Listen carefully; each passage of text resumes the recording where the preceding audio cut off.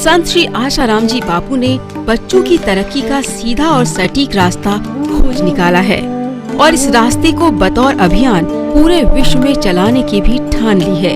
जिस प्रकार गणेश जी ने अपने माता पिता का पूजन कर आशीर्वाद प्राप्त किया, उसी प्रकार सभी बच्चों को अपने माता पिता का पूजन कर हमेशा अव्वल रहना है। इसीलिए बापूजी ने 14 फरवरी का दिन मातृ पितृ पूजन दिवस के रूप में मनाने का आह्वान किया है। मातृदेवो भव, पितृदेवो भव, माता पिता गुरुदेव। वो भले डांटते हुए दिखे, नाराज होते हुए दिखे, फिर भी हमारा मंगल ही चाहते।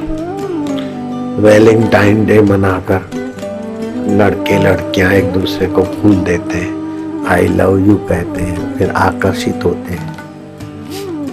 13 साल से 19 साल तक के बच्चे बच्चियां माँ बाप बन जाते अथवा गर्भपात कराते।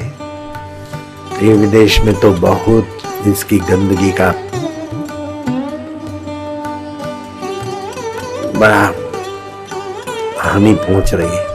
वो गंदगी हमारे देश में आ रही है। तो मैंने सोचा इसका विकल्प क्या, प्रेम दिवस छोरे छोरी मनाएंगे तो आकर्षण में बेचारे पतित होंगे। कोई ईसाई नहीं चाहते कि हमारे बेटों की याद शक्ति मर जाए, हमारी बेटियां स्कूल जाते जाते प्रेग्नेंट हो जाए। कोई ईसाई नहीं चाहेगा, मैं हृदय पूर्वक कहूंगा।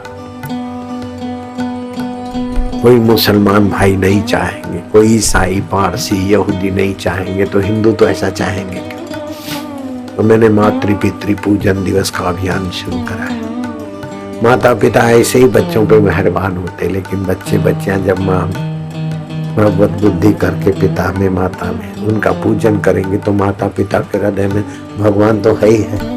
तो मैं तो चाहता हूँ कि माता पिता के हृदय में सुषुप्त भगवान उन पर जागृत होकर छल के तो माता पिताओं का भी भला और बच्चे बच्चों का भी परम भला होगा। मातृ पितृ पूजन दिवस।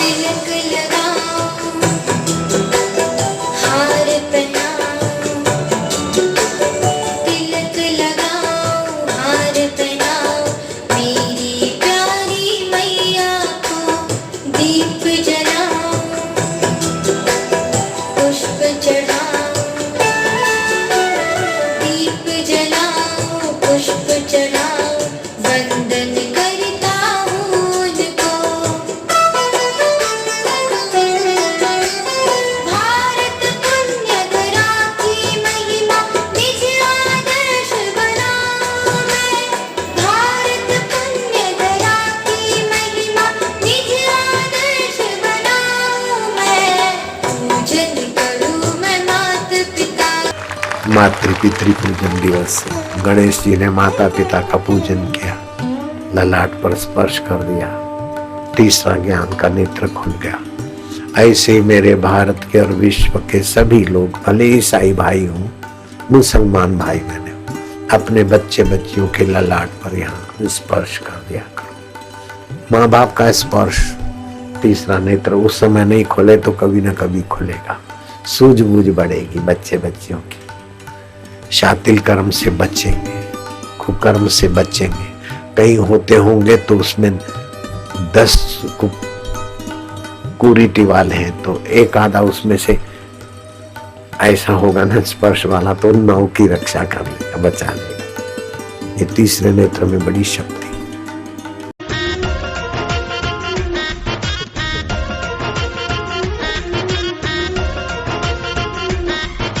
ब्रह्म को भी आना पड़ता है, ब्रह्म को भी आना पड़ता है एक माता के आंचल में। उनकी सेवा उनकी आज्ञा में बीते ये पल है, उनकी सेवा उनकी आज्ञा में बीते ये पल है। माता पिता गुरु के चरणों में होता जीवन सबका सफल है। माता पिता गुरु के चरणों में होता जीवन सबका सफल है। लाएंगे हम संस्कृति अपनी, खिल उठेगा चमन। आज करेंगे माता पिता श्री गुरुवर का पूजन।